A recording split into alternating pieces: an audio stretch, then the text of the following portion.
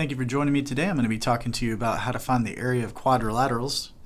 Before we really get into this, let's take a look at just some terms you may hear me use. First of all, what is a quadrilateral? Well, a quadrilateral is any four-sided figure, enclosed figure, or four-sided polygon, you may hear it called. You also will hear me refer to a four-sided figure called a trapezoid, and a trapezoid is also a four-sided figure where it only has one set of parallel sides. So two of the sides will run parallel to each other like a railroad track and will never meet. The other two sides would intersect if they continued along a plane. Alright. So some formulas you'll need to be familiar with. First of all, we'll be looking at rectangles. That one you've probably heard before. The area formula there is length times width. Okay. Then the trapezoid formula, that one you may not be as familiar with. It's very similar. It's basically a combination of the triangle formula and the rectangle formula, because you can see you have to take half here or divide by 2. You may refer to it as dividing by 2 as well. Also, because the trapezoids are made up of two bases, a standard trapezoid looking something like this, all right? The two parallel sides, we call this parallel side 1 up here and parallel side 2. Those are your bases, base 1 and base 2. You would actually have to add those together and then use them in the process of finding the area. And then lastly, a parallelogram. That area is, again, the formula is very similar to length times width of a rectangle, except for we use height when we do a parallelogram. And again, a parallelogram is going to look something like this. And then a lot of times they will give you a height, okay, almost creating a little triangle within the parallelogram. We use that dimension to help us find the area of that. All right, so let's move then to our first example.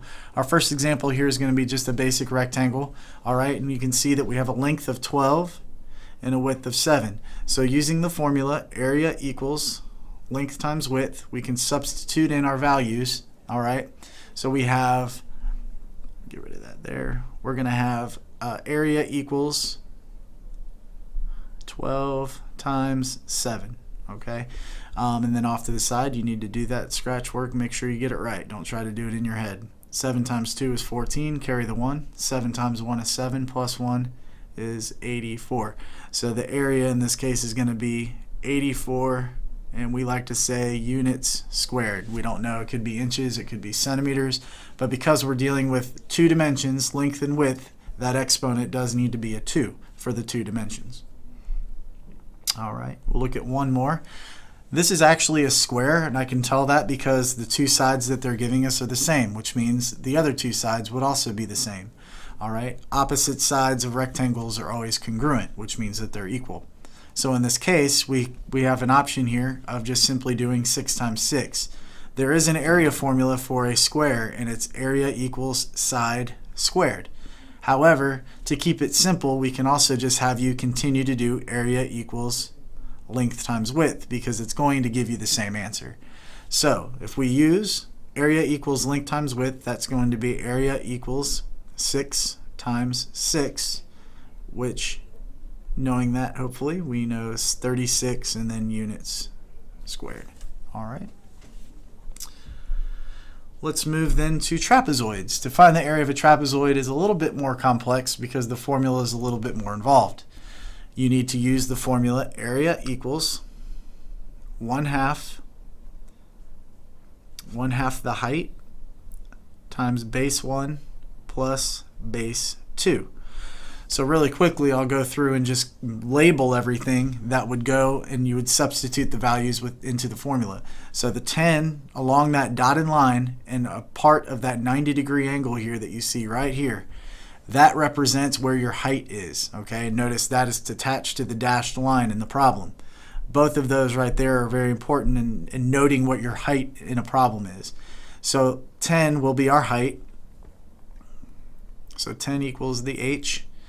Now base 1 and base 2 you can actually alternate. So it doesn't matter which one you label as base 1.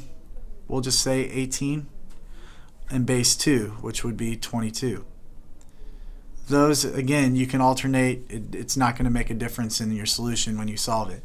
So then we substitute those values in. So area is going to equal 1/2 times 18 All right, and then in parentheses, or excuse me, times 10.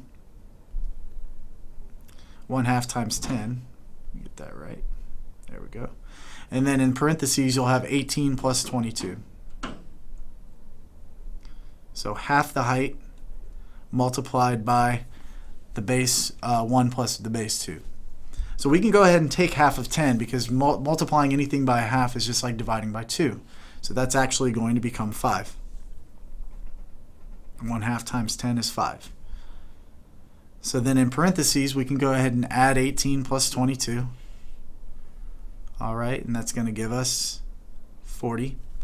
All right, so our final multiplication here is going to be 5 times 40, which ultimately is just like 4 times 5 and then include a 0. But we'll go ahead off to the side and multiply that out. 5 times 0 is 0, and 5 times 4 is 20. So you can see you get a final answer here of 200 units squared. All right. So a little bit more work involved with the trapezoid, but again, if you know what your values are, it's just simple substitution into the formula. Now, if the formula is not available for you, another option does exist, which I can talk to you about right now. And that is, you can actually recreate a triangle within this and a rectangle within a problem like this. This actually wouldn't be the greatest example for that. You probably may not even recognize this as a trapezoid, but again, the key to this is that you have two parallel sides, which in this case would be 5 and 12, and you also have a height. And again, we know that 18 is our height because it's along the side that connects with a right angle. Okay, that represents the height. So what that means for this example is that this value 23, all right, the value 23 that you see that I've circled right there is actually one that you will not use at all in this problem. It's an extra value. And from time to time you'll see that because they want to make sure that you can recognize the values you need to use within the problem. So sometimes they'll try to trick you by adding one. But let's go ahead and substitute in what we've got here. We have, first of all, write out the formula. 1/2 times height times base 1 plus base 2. All right, so let's figure out what our values are. I already pointed out that 18 is your height. And again, that's because it's on the side alongside the right angle. All right. And the reason why, again, that we know that 12 and 5 are our bases is because those are the two sides that are parallel to each other. Again, they would run like railroad tracks if they just continued. So 12 and 5 have to be our base 1 and base 2. So we'll just make base 1 5 and base 2 12. All right. So in this case, now we can go ahead and substitute everything in and solve. So we're going to do area equals 1/2 times, that's going to be times 18. And then in the parentheses, 5 plus 12. All right, so again, just like the last problem, we can go ahead and take half of 18. Half of 18 is going to give us 9. All right, and then in the parentheses, 5 plus 12 is going to give us 17. Right. So we can go ahead then and do our multiplication to find our answer. All right, so that's going to give us 17 times 9. 9 times 7 is 63, carry your 6. 9 times 1 is 9, plus 6 is 15. So 153 units squared. All right, then after trapezoids, we're going to go ahead and take a look at a couple parallelograms. All right, so you can see the setup of your parallelograms here is very similar to actually both a combination of a rectangle and a trapezoid, where you have a base in 10 and a height. And again, your height you can tell is the height because it's along a dashed line that's connected to a 90-degree angle.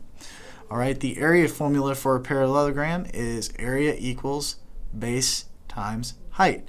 So as soon as you recognize those two values, you simply will multiply them together.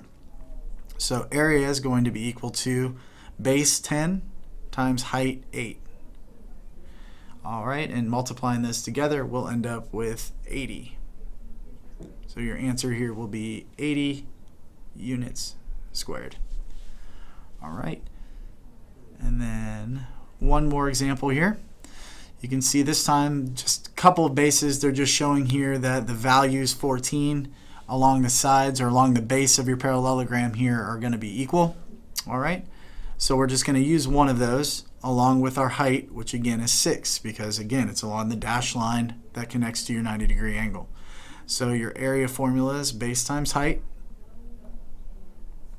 and in that case it's going to be 14 times 6. Now I do realize there's two 14s there, however you only need to use one of them. Excuse me. So we'll go ahead and multiply that out. Off to the side, you're going to get 14 times 6. So 6 times 4 is 24, carry the 2. 6 times 1 is 6, plus 2 is 8. So your final solution here is 84 units squared. All right, this has been a quick tutorial on area of quadrilaterals. Thank you for joining me.